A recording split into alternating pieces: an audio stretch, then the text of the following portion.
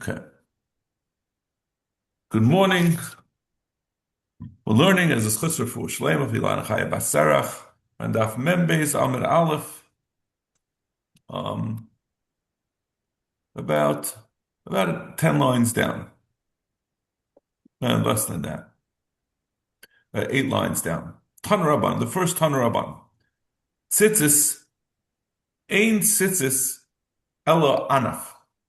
When the Torah refers to tzitzis, that means the strings that are hanging down. Right? It means that it doesn't mean that you tie it into a knot, and that's what it is. But you have fringes, you have loose tzitzis. I grabbed him by the tzitzis of his head, meaning something that's hanging loose. If it was tied into a knot, that wouldn't be the kind of thing that you would grab onto. V'amar Abaya, b'tzarach leproida boy tzusea da'aramai. It has to be separated like the blurriest of an Armenian, which we've had this before, that it's also to wear. They used to have a special kind of I always have a picture of it in my head, like the Japanese they used to have like a knot, and then the hair would be sticking out of it. So the just like the tzitzis, the Armenian blurius has a knot followed by fringes. So too the tzitzis is supposed to be first a knot, the gedil that we're familiar with, where it's knotted together in four different chulias, followed by the loose flowing, the loose tzitzis. Tanarba, hitil al hakaren oyhala gedil. If someone put the actual tzitzis.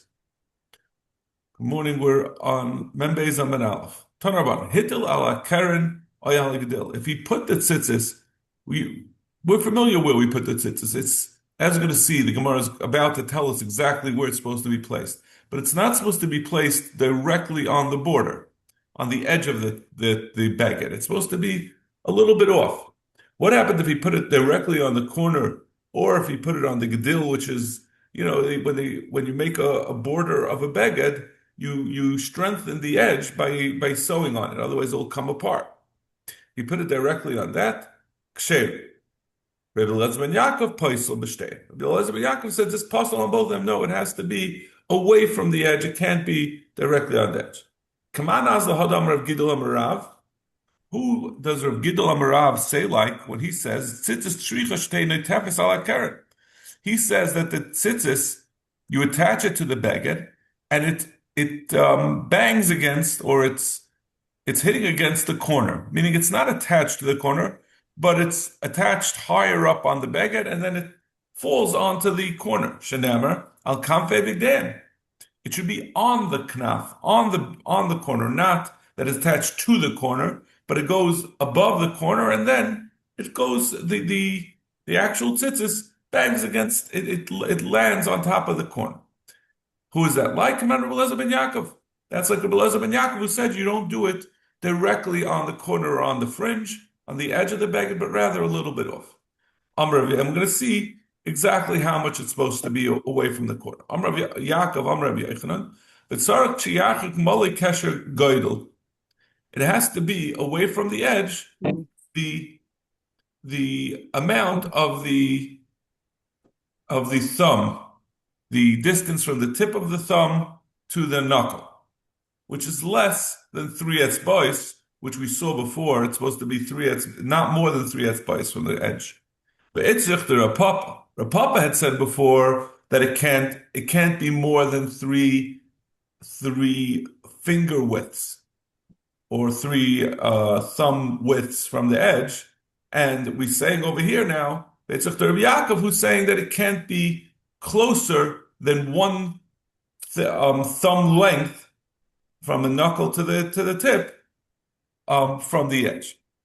They ask, what's the question? I mean, they're obviously the two separate midas. They're measuring two separate things. One is telling you how far it has to be from the edge, and one is telling you how far the maximum of how far it could be from the edge. That's what the Gemara says. The Imeder Bapapavamina Teich Gimel Delelech Tvei Teich Gimel Delelech Tvei V'Tam V'Tam Mikra Mali. it's telling you it has to be, Rav Papa said it can't be more than 3 from the edge. And as close to the edge as you can make it, the better. If you just had Rav Papa's limit of 3 etzbois. It's Rav Papa, so it's the Rav Yaakov. So you need Rav Yaakov to tell you that it must be 1 thumb length away from the edge. You need Rav Yaakov, Amina, Malik Kasher Goydel Delay Karev, Tvei. It's coming to tell you that you can't have it, you can't put the tzitzis closer than 1 thumb length from the edge, a kamaderachik, mali. And as the further away you put it, the better. It's shricha. So that's why you need the sheet of Rav Papa. So it basically narrows down that the place to put the tzitzis is between 1 thumb lengths, or the length of from the knuckle to the end of the thumb, and 3 thumb widths, or 3 fingers widths. Ravina v'Rav Sama haviyatzi kamei de Ravashi. They were sitting by the Ravashi. Chazi Rav Sama lekarne de glima de Ravina de saser ubotzer. He saw that the edge of the tzitzis of Ravina got a little bit, it got ripped or got ruined. Ubotzer meimal lekasher goydel, and because the edge of the beged got ruined, it got cut off. So now the tzitzis were less than the shear from the edge. It was less than the size of a thumb. Don't you hold like Rabbi Yaakov, who said it has to be a minimum of 1 thumb length? He said that which Rabbi Yaakov said was only that when it was made, it has to be that size. But if after you put it on, if the size of the beged decreased, or the hole, let's say, ripped a little bit, as long as it's still on the beged, it's good. It was only a shear that it has to be originally made with that shear. Ichsef. He got embarrassed that he hadn't known this chiluk. Only Ravashi loy tiskifloch. So don't be embarrassed. Chad mina you could train me none. I don't know how this helped him, but he said, don't be embarrassed. We're from Bavel. He's from Eretz Yisrael. Eretz Yisrael, everyone in Eretz Yisrael is twice as smart as people from Bavel, which I guess the way that the consolation was, because Ravashi put himself into the same category. He said, don't feel bad. It's not just you. Everyone from Bavel is like this, including myself. Rav Acha bar Yaakov, Romi Arba, Rav Acha bar Yaakov put four strings, v'ayif lahu, v'ayif, and he bent it over, he folded it over, so imagine you have the corner of the beged with a hole in it. So he would fold over the 4 tzitzis, the 4 strings, which we said you need 4, which are 8. He would fold it over in order to be mekayim, the requirement of 8. He'd fold it over so you had 8 together, and then put it through the hole. Meaning he didn't have like we see, that we have 4 on each side of the hole. He put all 8 through the hole by folding it over and then putting it through the hole. And then he would take the tzitzis and tie it around the piece. He would stick it through the hole or through the loop that came at the end where he had put it through. Because he held that you have to have the mashmoyis, that you have to have 4 gedilim in the end, means that you have to have all 8 have to be put into the tzitzis. So if you put like we do, you only have 4, you don't have all 8. In order that you should have the whole mashmoyis of gedil, which is a braid, and gedilim with lashon rabim, which gets you to 4, and it's talking about a braid which itself is 2. So that means that you have to have all 8 at the place where you tie it in. The Inu Shitzer, he used 8 threads, which when you fold it over is 16, but he didn't fold it over. He darshan an extra yud in Gedilim to say that the same way that we need 4 that is 8, he said the extra yud is an extra mashmayis, so it's really 8 that is 16. But he did not agree that you have to put all of them into the hole, all 16 into the hole. He would just put 8 through and loop it to have it the way we did, but with 8 instead of 4. Mar braid the Ravina Ovid Kedidan. He did like us. he had four, he had the minimum amount. He just did four, and he said there's no mashmayis that you have to put all eight that are mashma from the pasuk through the hole. As long as there are eight hanging down, that satisfies the pasuk. The pasuk. Okay. Rav Nachman Ashkechel Rav Ada bar Ahava. Rami chuti v'kamavarach lasas tzitzis. Rav Nachman found Rav Ada bar Ahava that he was putting in the tzitzis on a beged, and he made a bracha of lasas tzitzis. Now, I assume none of you have heard of this bracha, and that's because, as we're going to see, we don't make the bracha. Amalei mai tzitzi shaman hachi. What's this tzitzis that I'm hearing? He disagreed with his making a bracha. Amar Rav, and this is confirmed, Rav says tzitzis ain't shricha bracha. Rav hapaskins that tzitzis, the making of tzitzis do not need a bracha. It doesn't mean when you put on tzitzis in the morning, or when you put in the talis, that you don't need to make a bracha on wearing it. He's saying the making of tzitzis does not require a bracha. Kinach nafshei de Rav Huna. So we're going to go back and forth. The Gemara is going to go back and forth discussing what are the parameters, what are the rules for when we make a bracha on making something, not doing a mitzvah, but making the preparations or making what you need for a mitzvah, making a ma'isa of mitzvah. Kinach nafshei de Rav Huna. When Rav Huna was nifter, all Rav Chizda lemirma, the Rav ad Rav.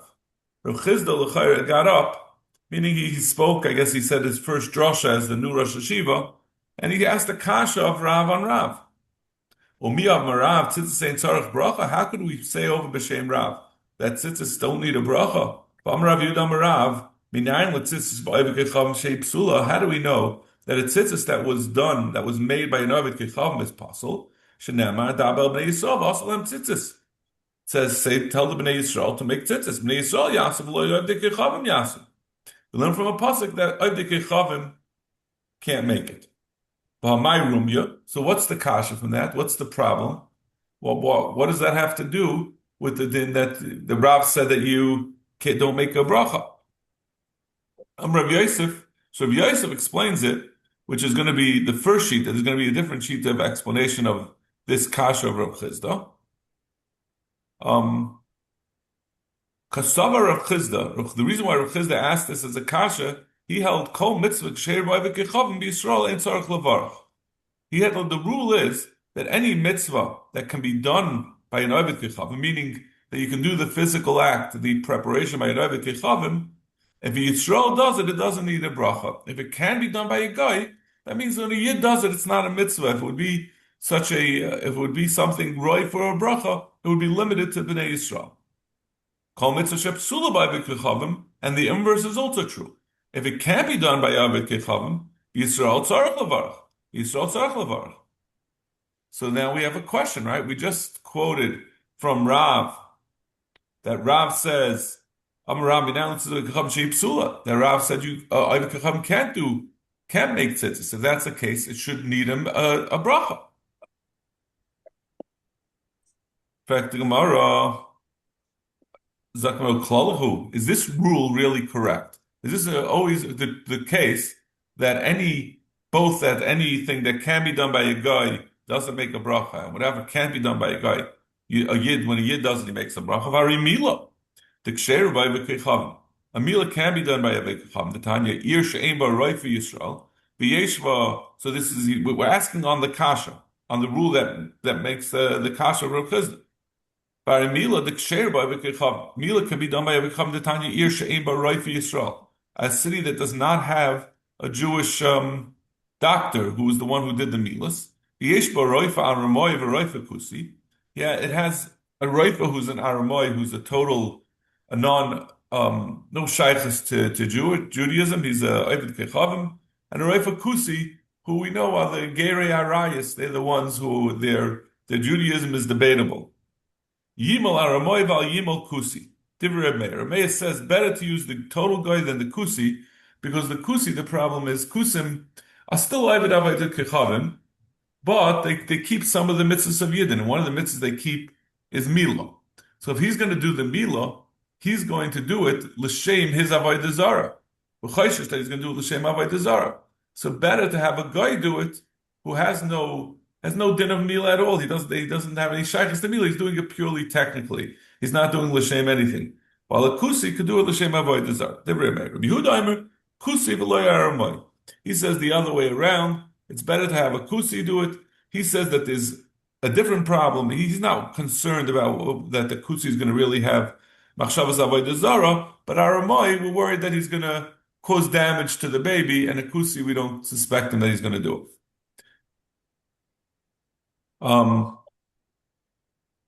So we're seeing Legabe Mila, but in any case, whatever this machlekes is, the bottom line is it's being done by one kind of guy or the other.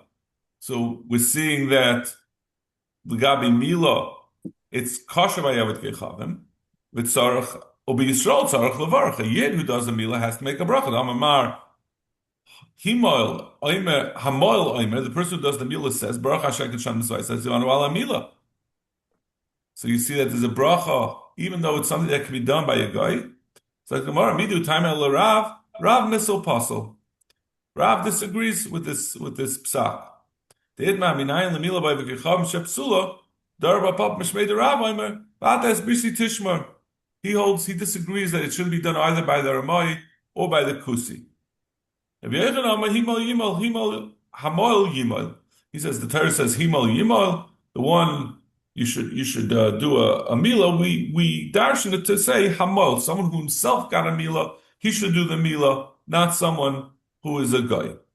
I'm not clear exactly.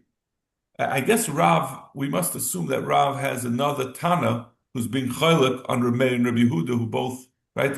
Rav is an Amayra, and we'll bring him to be chaylik on Rabbi Yehuda and Rameh. He must have a different Tana that he's being saimach on. Okay, so Mila is a kasha on this. So we say, no, Rav, the reason why you're saying Mila disagrees with this klal, it's not true. It's only according to the Tanoim, but according to Rav, Hitaka says that it can only be done by a yid, and that's why there's a brach. We'll move away from Mila, but Sukkah seems to confirm this rule, and Tefillin disagrees with it. Hari Sukkah, the Ksher by Avik Sukkah can be built by an Avik Yechavim. The Tanya. Sukkah's Avik Yechavim, Sukkah's Nashim, a Sukkah that was built by and for Avik Yechavim, a Sukkah's Nashim, or a Sukkah that was built for women, Sukkah's Behema, a Sukkah that was built for putting your animals in, Sukkah Kusim, a Sukkah that was built by and for Kusim, Sukkah Mikol Makam, Ksher. It's always kosher, as long as it has the proper schach. Or be Yisrael in Tzarech Levarach. So, and that's taka why it makes sense. According to Rav Chizda's way of rule, that's why you don't make a bracha on making a sukkah. The Tanya, ha'ois a sukkah la'atzmai, ha'ima bracha atar Hashem l'kinim el chalom shachiyanu v'kimanu v'giyanu l'zman hazeh. You make the general bracha of shachiyanu, which is not the bracha on asiyas hamitzvah. That's the bracha. Shechiyanu is really a bracha of celebration. In our minds, we associate it with something new, but that's when we have a rule that we're celebrating. But we don't celebrate something that we do regularly. But a mitzvah of making a sukkah is a celebration that we do. We misameach, so we make a shechiyanu, but it's not a bracha on a siyas mitzvah. So there's no bracha for it. But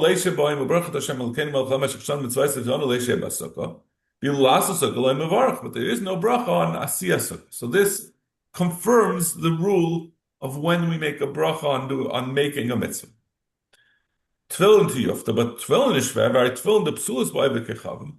A tefillin cannot be made by Avik Yechavim. Tani Rechina Breder Rava Mefarshene Miparshana Sefer Torah tefillin mezuzos. All the parshias of a Sefer Torah, writing a Sefer Torah or tefillin mezuzos, shekosvan Tzeduki was written by Tzduki, Kusi, Avik Yechavim, Eved, Isha, the Katan, Mummer, someone who denies, who's a kaifer, psulan. All of these are possible. It has to be written by someone who is capable of wearing tefillin. Shenever kshartem uksaftem. The Torah says, kshartem loisal yadecha, and it says ksaftem al mezuzos beisecha v'sharecha. So, right, these are the two psukim next to each other. Kol sheyeshin b'ksira, yeshin b'ksiva. Kol she'eni b'ksira, eni b'ksiva. So only someone who's a adult male Jew is mechuyev in wearing tefillin, and therefore they're the only ones who can write the stam, all the different ksivas, the different parchments that are needed for these mitzvahs. Or be Yisrael, and if when a yid writes a tefillin, ein tzarich levarach, he doesn't have to make a bracha. The shalach Rav Chia Breder Rav Huna Mishmei Rav Yochanan al tefillin sheyarei mebarach asher kedushan mitzvaysav tzivanu laniach tefillin al tefillin sheroisha mebarach asher kedushan mitzvaysav tzivanu al mitzvahs tefillin. Says the brachas that we learned in the last parak that you make on wearing the tefillin, bi'lu lasas tefillin lai mevarach, but there is no bracha on making tefillin. So l'chayra, this is shver on the klal of Rav Chizda, because we see something that cannot be done by a guy, and yet there's no bracha on making it. Ella, so what must be the explanation for tefillin of why there's no bracha? Allah ha'inu taima. Kol mitzvah das yasa gemar mitzvah kagoyin milo. Anything, any mitzvah, when you complete the mitzvah, when you complete doing the maisa, there's nothing left to be done for the mitzvah. Like a milah, when you do a milah, there's nothing. That's the end of the milah.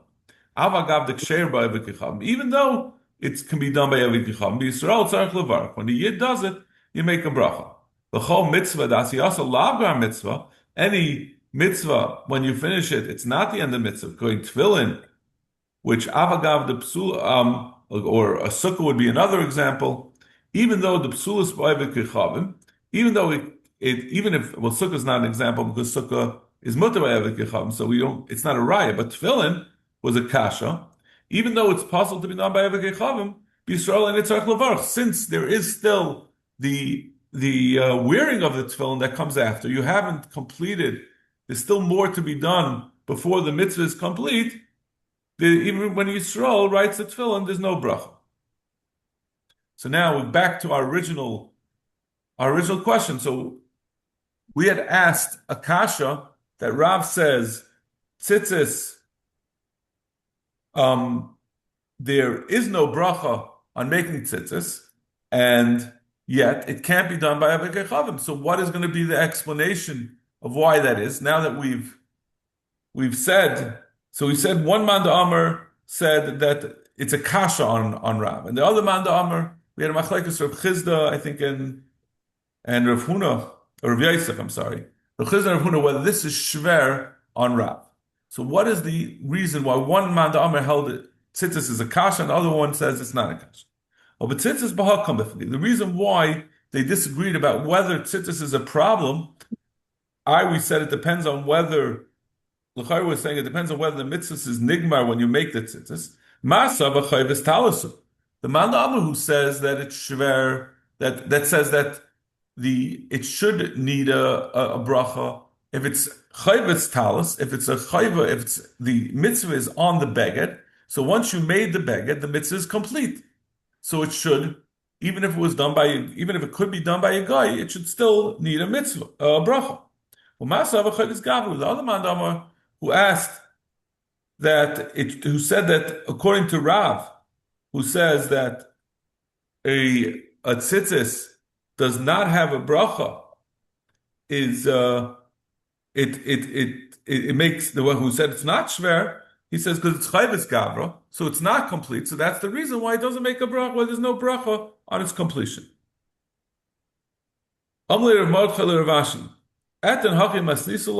He said you made this whole entire amud that we just learned was unnecessary. He says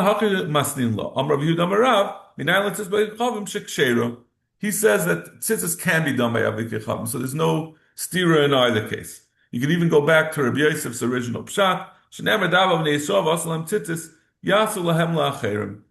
darshans a pasuk exactly the opposite. That it says that others should make it for the Bnei Yisrael, which is a pasuk saying that even Avdei Kechavim can make the tzitzis, and we don't have a stira at it. Amar Rav, next topic. Amar Rav Yudamarav. Esan min hakoitzim and min hanimin min hagarden. If he made his tzitzis from various types of threads that are sticking out of the edge of the beged, the koitzim are the loose threads at the end of any beged. The nimin are when you sew something, if you sew a hem or you embroider something on the beged. So at the end of the embroidery, there could be threads. Umina garden is the when you weave, you have threads going both ways, and these are the threads that are left from the weaving that extend past the edge. Psula. All of these are possible. Min hasisin, because these are all tasa v'loy min ha'aseh, was not made l'shem tzitzis. Very hard to understand the question of how you could have an oived kechav and make a tzitzis if we say that we seem to hold that you need lishma. How do you have a guy doing it lishma? I'm not really clear about that. Because like the juxtaposition here just pointed out to me. However, minasisin, if you make from regular threads that had not been set aside, they hadn't been spun l'shem tzitzis, that's not a problem. That means you have to put it together l'shem tzitzis, but you don't have to make the threads l'shem tzitzis. It's not like matzah that you get the guys chanting when you cut the wheat and every step along the way l'shem matzah's mitzvah. By the tzitzis, it's only the assembly that has to be done l'shem mitzvah, not the prior acts to assembly. At least that's what this madam holds. Ki amrisa kamei de Shmuel, when he said in front of Shmuel, he said, no, even the prior acts prior to assembly have to be done l'shem tzitzis. Be'in and tefiyah l'shmo. It has to be done, the spinning of the thread has to be done l'shem tzitzis. Ketanoi. And we see this machlekes tanoim on this point. Tzipon zav. This is talking about tefillin. If you covered the tefillin, the parchment with gold, or shetol alei and oil, or you put on it, or the leather of a behemoth tmeya, psula. So all these are possible tefillin. You have to use a behemoth tyra. Or behemoth tyra ksheris v'afal bishal yivdin l'shmon. But if you use the leather of a behemoth tyra, which is what you're supposed to use, even though the leather was not prepared, it wasn't tanned l'shem tefillin, it's still kosher. Rabbi Gamliel says, no, you have to make it lishma. So this would be the same machlekes legabe tzitzis, just like making the leather for tefillin has to be done lishma. The same question will be whether you have to spin the threads used in tzitzis lishma. Amle abayla Rav Shmuel bar Rav Yehuda.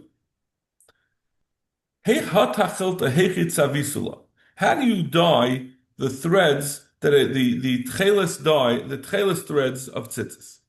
Amalei, mysinan dam chilazon v'samanim. You take the blood of the chilazon, which is the primary ingredient, and samanim and other various spices that we used to make the tchelis. V'arminan lebiyura muzachinalei. You cook it up in a pot.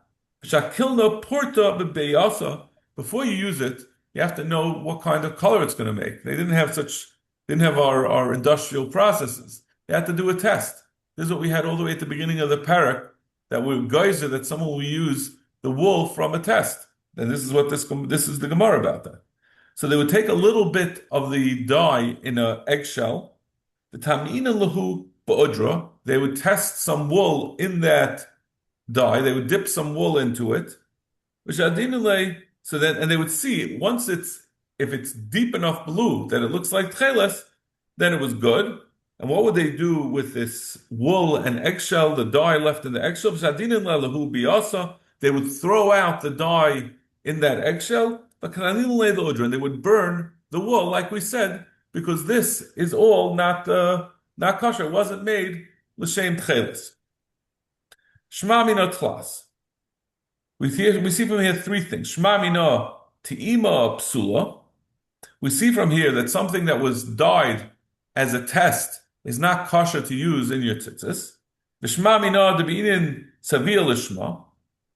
Even though we said legabi the weaving of the thread, the spinning of the threads, this is a different thing. Tcheles is its own mitzvah to make tcheles, so the tcheles has to be done lishma. Savina, it says shma mina de'binin savir lishma. You need that the dyeing should be lishma. Ushma mina te'ima pasla. And we also see that the leftover dye, you cannot dye again in that dye, because we're saying you have to throw away the eggshell. Frankly, on the first two things, hainu te'ima psula, hainu tzviya lishma. We said two things. We said you can't use something that was used for testing. Then we said it has to be lishma. Those are both the same thing. Because we're down to really two rules. One rule is that you can use something that was done as a test because it wasn't done lishma. And then the second rule is that once you dyed something in the dye, you cannot reuse it and dye something else. It loses its potency and it's no longer kosher. And the second thing we say ketanoi. Te'ima psula mishum shenema klil techelas. Divrei Reb Chanina ben Gamliel. Reb Chanina ben Gamliel says, kolol tchelas, it has to be a full tchelas. Once you dyed something, once you dyed some wool in the tchelas, it loses its potency. It's not the full dye and you can't use it anymore. He says, no, even if you do it twice in the same dye, it's still, the second one is kosher. Which you dash in shnei toilas, two dyings, two dippings. Okay, we will stop over here and Bez Shem continue almost certainly on Zoom tomorrow, unless there's